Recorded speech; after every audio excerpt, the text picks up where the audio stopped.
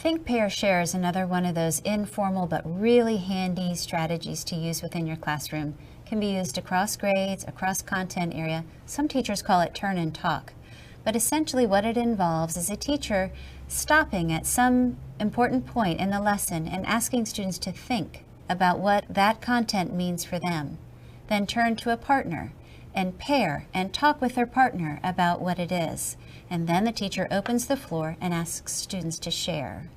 I want to talk to you about a strategy called Think, Pair, Share. We do it all the time. Put your hands down for a minute. We also do turning and talking. Sometimes Miss Doyle says turn and talk to a friend. The best part about Think, Pair, Share is the first part, the part about thinking. Because if you give yourself a minute to think about what was read to you or what you just read, collect your thoughts, then you go and share, then there's two people here who have a lot to share, don't they? They have a lot. Can you tell me some of the rules? Because we do have rules, and we practice this, and we modeled the right way to think, pair, share, and the wrong way, especially the partner part. So can somebody tell me one of the rules, quick and clearly, Deja? If you don't have a partner, join a two. And this is the good way to partner.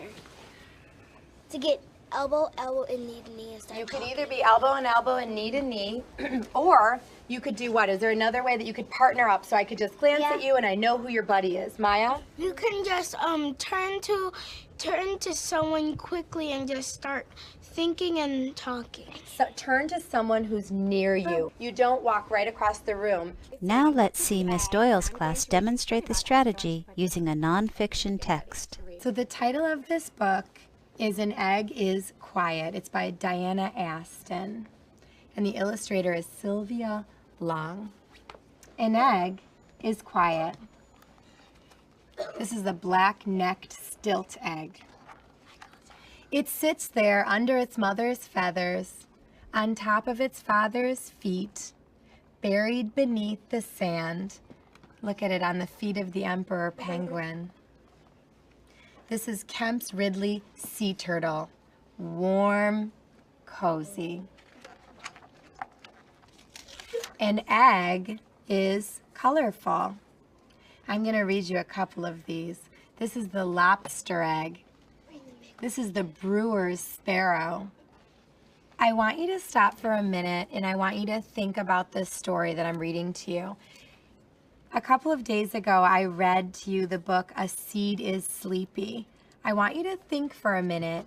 I'm going to ask you a question, and before you turn to a partner, I want you to really think about the question. How is this book similar to A Seed is Sleepy? I want you to compare the two books in your mind.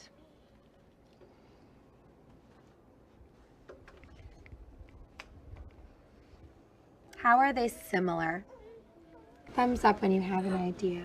Okay, now I want you to turn and talk to someone near you. Well, yeah, all seeds are like kind of like not white. They're kind of like dark. So you think the seeds are colorful and different, and the eggs are colorful and different. Okay, keep talking to each other. What other things make the books similar, and what makes the books different? I'm going to do something so that we can keep it kind of fair. I want to just call on groups, partners, and groups randomly. Margot. Well, I said they both kind of look the same, and they mostly both have something inside of them. And Moya said this it's like the eggs are sleeping and the seeds are sleeping too. Okay, so there was some sleepiness with both the egg and with the seed. Think, Pair, Share is a quick strategy that can be used in the classroom.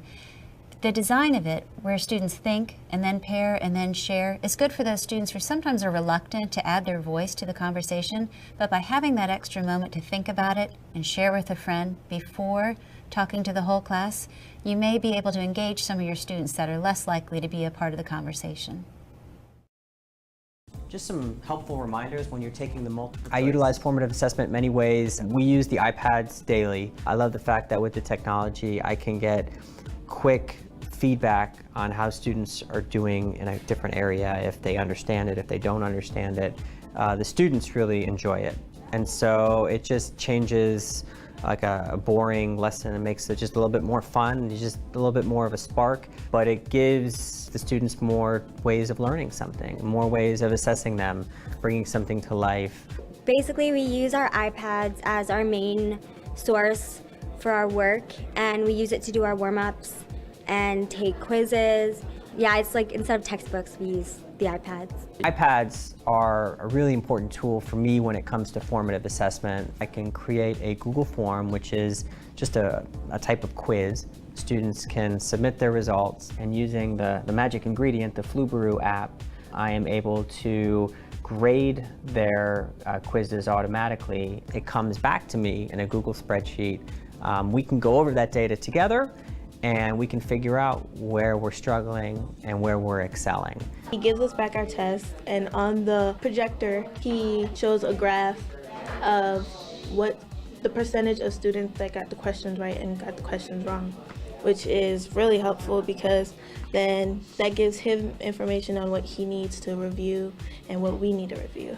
He provides us, And it provides me and them a better idea of how I need to help them, which is what the whole purpose of formative assessment is, to figure out where they're struggling so we can fix that before the big summative assessments.